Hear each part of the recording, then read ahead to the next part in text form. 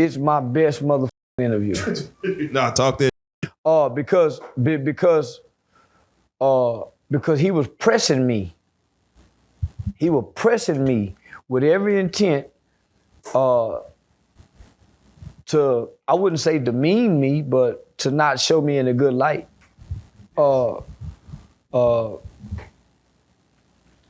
And I got mad, I got upset.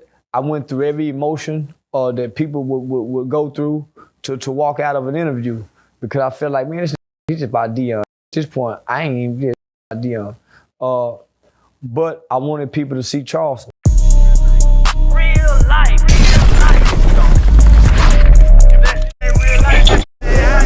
It ain't real life. Just say real life street stars. You know what time it is. He asked you how many views you think this is gonna do, and all you said was, this is gonna go crazy. I think before that, Cam Newton ain't even have 1 million views on any video except for maybe just Krishan Rocky did. And then you did 2 million in a day. 1 million in a day. Me and Say Cheese did 1 million in a day. The Aiden Ross thing, me and Say Cheese did, they did 1 million in one day. When me and Aiden Ross did the stream, we done over 2 million in one day. God damn. Can somebody pull up what's the Cam Newton interview at right now? Can somebody, it's like a weekend, can somebody tell me what that might say? Just throw it to me real quick as we, Cam Newton, Charleston White, it's been 7 days. Probably a little bit more. Anybody know what to say? 5 million views. 5.1 on a situation with Cam Newton, a highly respected professional athlete in the NFL, and you just going back and forth on some nigga shit. Now, mind you, I want to say this because in that interview, you do mention. All right, so let's talk about it. The Cam Newton interview, 5 million views at this moment. It seemed like Cam Newton was really stuck on defending Deion Sanders. He was. Travis Hunter went through his program, so and then him and Deion are good. He did. He said that. He said Travis Hunter came up through my program. Yeah. I know you had other things to talk about, but he stuck. He kept going back to Deion. They got a brotherhood. It's just like the police. They got a brotherhood. The NFL, they got a brotherhood. The NBA, so they look out. So yeah, so he doing what nigga would do, looking out for his nigga, taking up for his nigga. If you was to grade yourself on how you handled that interview, you know, all 2 hours and some of it, what would you grade yourself as far as, you know, if you could do it all again, would you, I should have did this.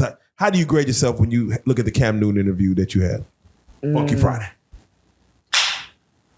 It's my best motherfucking interview.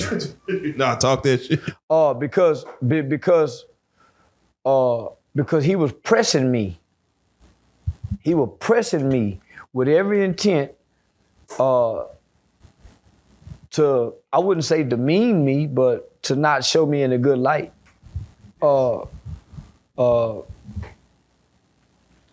And I got mad, I got upset.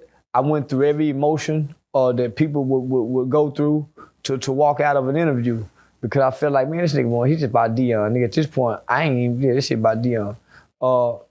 But I wanted people to see Charleston. I wanted people to see that Charleston get upset and he don't yell and holler, he don't storm out. I wanted to see people see Charleston get emotional, his voice crack, you know, so I wanted them to see a human. And I think they did.